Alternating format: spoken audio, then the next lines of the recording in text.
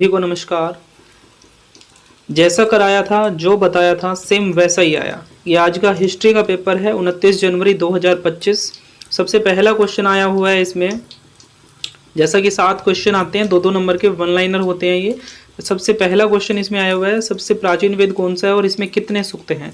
जैसा कि आपको बताया गया था, सबसे प्राचीन वेद ऋग्वेद है और इसमें 1028 सूक्त हैं जिनको 10 मंडलों में विभाजित किया गया है। कितने हैं? 1028। यदि आपका आंसर सही है तो आपका 2 नंबर पक्के हो चुके हैं। इसमें दूसरा क्वेश्चन आया हुआ है, शक संवत कब चलाया गया। शक संवत 78 ईस्वी में चलाया गया था, ना कि 78 ईस्वी पूर्व। शक संवत 78 ईस्वी में चलाया गया था। इसके अगला क्वेश्चन है, न्याय दर्शन के प्रतिपादक। जैसा कि धर्म वाले चैप्टर में 5वें चैप्टर में दे रखा है 6 दर्शन। उसमें 6 दर्शन में एक न्याय दर्शन है जिसके ऋषि जो है, जिसके प्रतिपादक जो हैं अक्षपाद गौतम हैं। अगर आपका ये भी आंसर ठीक है तो आपके 3 क्वेश्चन ठीक हो चुके हैं। इसके अगला क्वेश्चन है, मगध की राजधानी। सबसे पहले इसने पूछा है मगध की प्रारंभिक राजधानी। मगध की प्रारंभिक राजधानी जो थी गिरिव्रज, गिरिव्रज, गिरिव्रज या राजगृह, गिरिव्रज या राजगृह। अगर आपका ये ठीक है तो आपके 4 क्वेश्चन ठीक हो गए हैं। इसके बाद है, भारतीय वास्तुकला के प्रारंभिक साक्ष्य किस सभ्यता में से मिले हैं। हमने बताया कि सबसे प्राचीन जो सभ्यता है भारत की, हड़प्पा सभ्यता है। हड़प्पा, हड़प्पा सभ्यता तो वहीं से मिले हैं। सिंपल सा कॉमन सेंस का क्वेश्चन था ये तो। उसके बाद गणित का अर्थ क्या है। गणित का अर्थ क्या है? गणना करना, गिनती करना, काउंटिंग करना।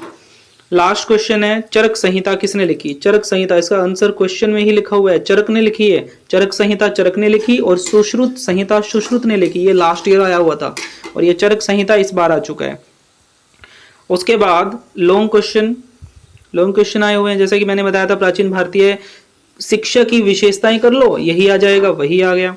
उसके बाद अगली यूनिट से हमने देखा कि प्राचीन भारतीय कला की विशेषताएं आ गई, वसुधैव कुटुंबकम आ गया। भारत में, प्राचीन भारत में योग और आयुर्वेद दोनों क्वेश्चन आगे एक ही में करके मैंने बताया था, ये आ सकता है।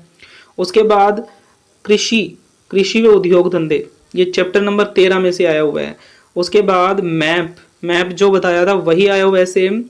कला के क्षेत्र, कला के केंद्रों को दर्शाइए। कला के जितने भी केंद्र हुए हैं प्राचीन भारत में, वो सारे गांधार, तक्षशिला वगैरह वगैरह जितने भी हैं बहुत सारे हैं।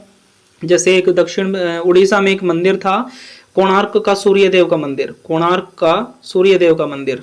जगन्नाथ मंदिर था उड़ीसा में, जगन्नाथ। ऐसे बहुत सारे मंदिर थे, कला के ऐसे बहुत सारे क्षेत्र थे, जैसे बोध गया, पाटलिपुत्र वगैरह वगैरह बहुत सारे थे। उसके बाद लास्ट आया हुआ जनपद। जनपदों को भरिए, उनकी राजधानी के नाम लिख दो। इससे आसान पेपर आपका नहीं हो सकता। जैसा कराया था, जो कराया था सेम वही आया हुआ है।